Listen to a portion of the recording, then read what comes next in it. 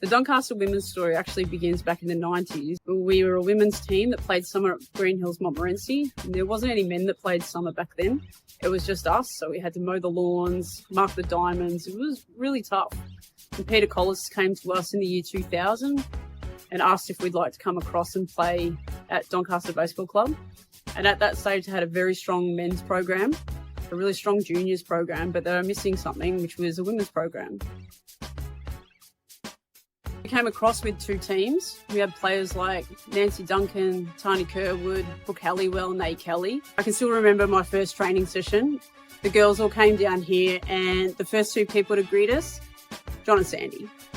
John and Sandy have been the biggest part of this playing group since I can remember. John coached the threes, Sandy cooked us dinners. Every girl that's in our program knows the secret recipe to making ice cream. We've all asked Sandy that question. They've definitely been a big part of our success as well. It was really hard at the start. It was so tough. We went straight into Division 1. Probably only won a couple of games for each season at the start. And I think it's through the hard work of the playing group. Went to training 2 times a week. The girls are starting to make state teams and things like that, and started really showing on the park.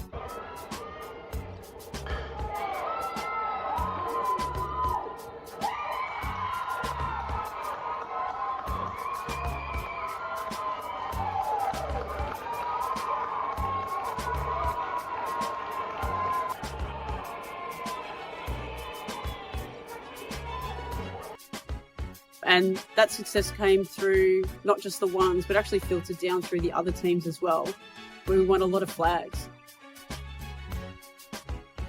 We had a massive program. We had the largest program in the country with 4 teams. And we had a lot of amazing players that have come through this program. Not only have we seen a lot of success as a club level, we've actually seen a lot of state and world representation. And we've got players that have played at this club, Jade Huff, Amy McCann, Elisa Tamburino, Bronwyn Gell. Premierships and Australian representatives are great. They're awesome, but we're starting to see a really great pathway with our program. Now we're actually seeing players that were part of our juniors, whether they were in a T-ball program or played junior baseball, they're all playing senior baseball with us now. Jamie Bastian, Belinda Cannington, Erin Collis. We've seen such a great pathway in our program.